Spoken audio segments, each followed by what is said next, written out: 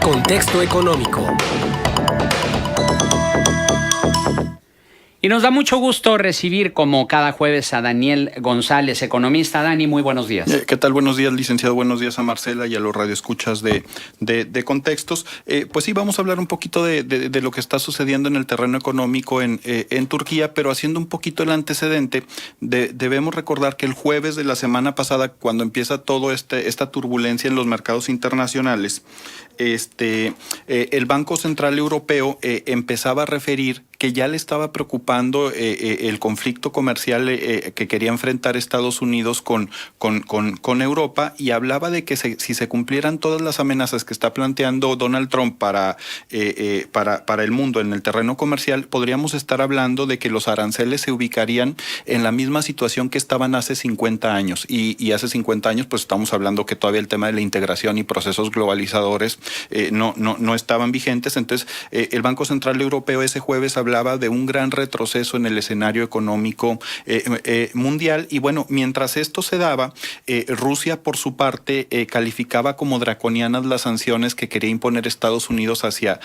aquel país, específicamente en bienes y servicios relacionados con temas de seguridad provenientes de Rusia. Y un segundo planteamiento que tenía que ver con la posibilidad de reducir las relaciones diplomáticas y ya meter sanciones en exportaciones e importaciones en la relación comercial Estados Unidos y Rusia. Bueno, mientras esto se daba en el escenario europeo el día jueves, la lira turca tiene una caída de 20% de su valor durante ese periodo. Básicamente esta situación se empieza a presentar porque se empiezan a generar tensiones políticas y comerciales entre Turquía y entre Estados Unidos, básicamente porque se detiene a un ministro religioso norteamericano en Turquía, porque se le acusa de haber incitado, de haber ayudado a un intento de golpe de Estado en 2016 contra Erdogan.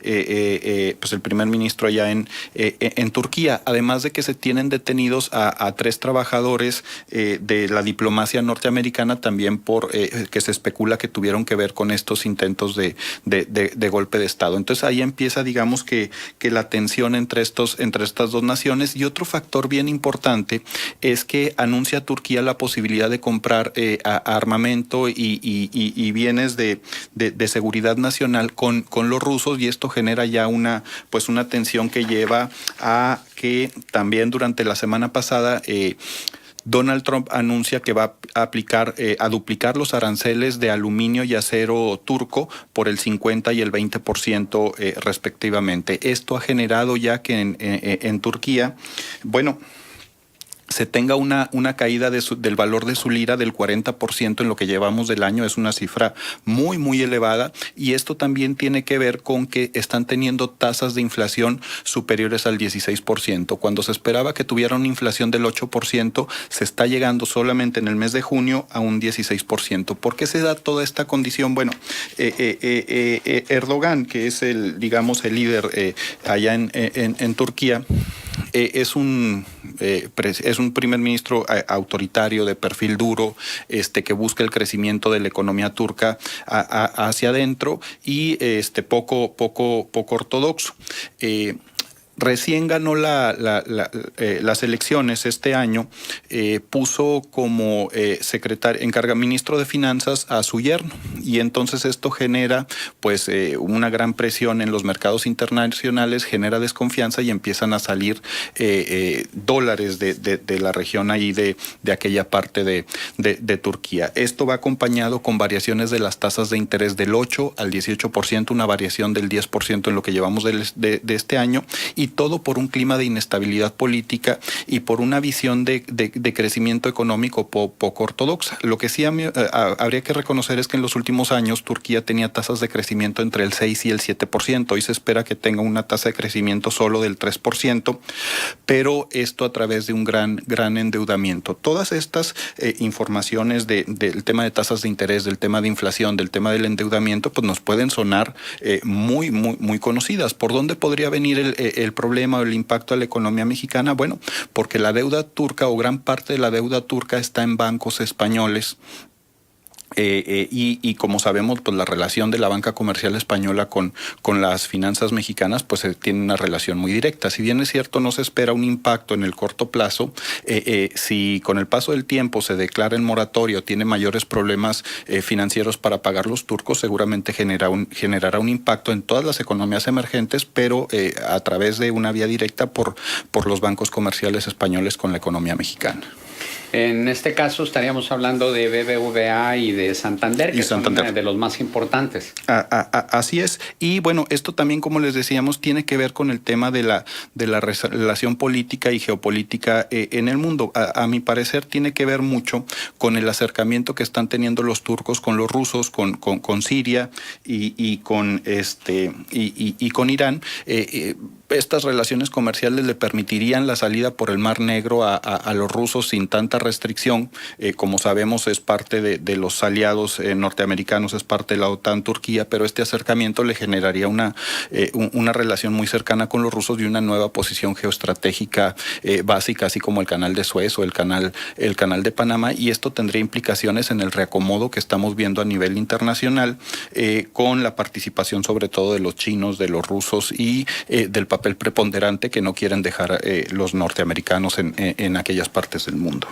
Y tenemos este comentario de Margarita Ríos, dice: no cabe duda que con lo que está diciendo el colaborador ya estamos viviendo la profecía de Marshall McLuhan de la aldea global, donde lo que pasa en un punto del planeta repercute en toda la esfera terráquea. Pero yo le preguntaría al economista, a mí como ama de casa y como profesionista, ¿de qué manera me va a afectar esa crisis en Turquía? En vía directa tiene que ver con el incremento en las tasas de interés, en los niveles de endeudamiento y en la falta de pago, pues generaría problemas en los sectores financieros de todo el mundo, generando inestabilidad. Al haber inestabilidad y encarecimiento de dinero en todo el mundo mediante el incremento de las tasas de interés, un conflicto bélico puede incrementar los precios del barril del petróleo y por lo tanto los energéticos, nos puede impactar en el incremento, como decíamos, de las tasas de interés que son en productos financieros, hipotecarios y bancarios como tarjetas de crédito o deudas que tengamos nosotros en algún otro producto financiero, y por supuesto en el tema de inflación vía incremento en energéticos. Y eso sería un impacto a nivel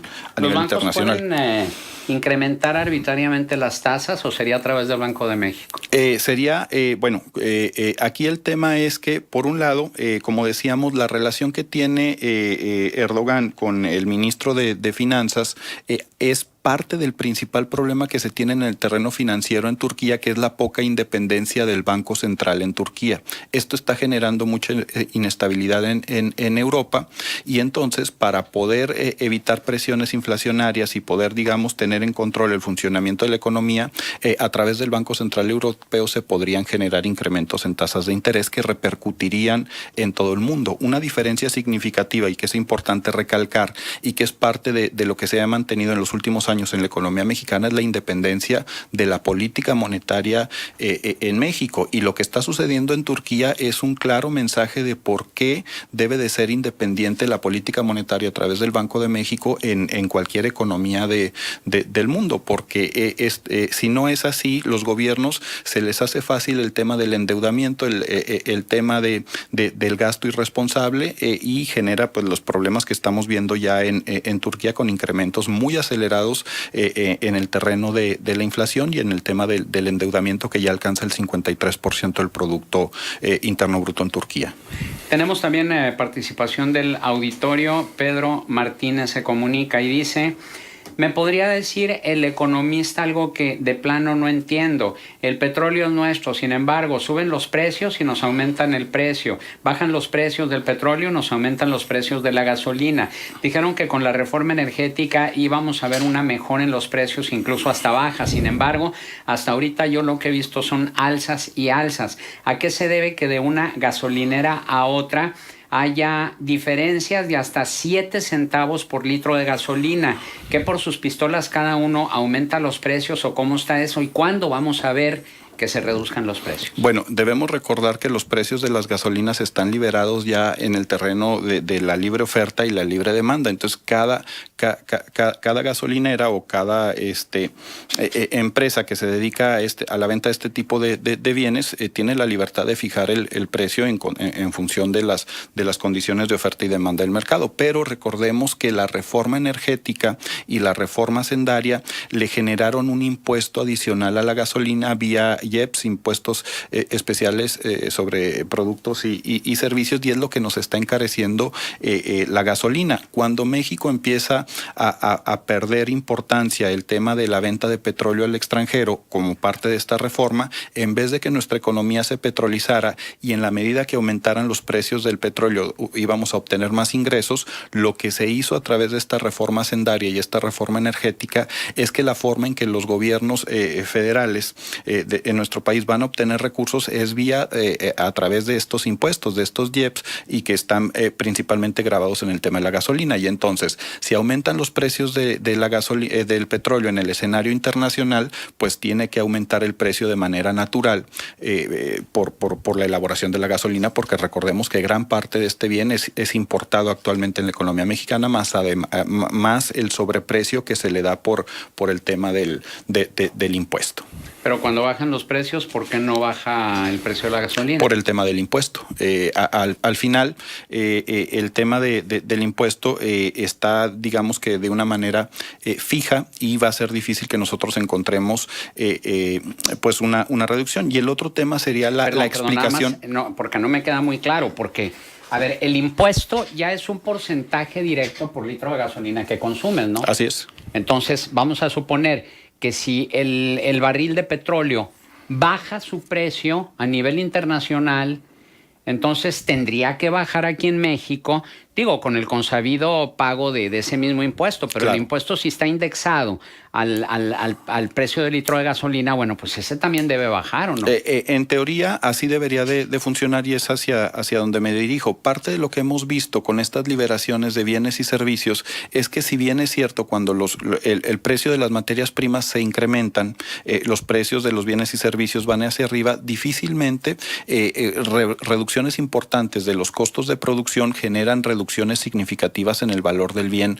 o del servicio, que es parte del funcionamiento de las economías en este escenario de libre cambio, y que es precisamente lo que se está cuestionando en los escenarios internacionales. Sí debería de tener una reducción, pero no es significativa por el tema de que al final no son mercados libres completamente, sino son mercados, podríamos decir, de competencia imperfecta u oligopólica, en donde al final siempre hay la posibilidad de que sigan, digamos que, manejando precios de referencia. Muy bien, pues muy interesante, muy complejo también, como todos los temas económicos, pero nos da gusto que tú lo explicas de una manera muy clara. Ya hemos comentado en otras ocasiones aquí en el programa que aquella famosa frase de que los economistas son como los delfines, son muy inteligentes pero no se les entiende nada. En el caso tuyo eres la excepción de la regla. Gracias. Y la otra parte, licenciado, que los economistas pasan la mitad de su vida tratando de explicar un fenómeno y la otra mitad de su vida explicando por qué no se dio como uno esperaba, sí, ¿no? Es la vida del economista. Bien, Dani, ¿algún punto de contacto? A sus órdenes en danerto@hotmail.com. Gracias.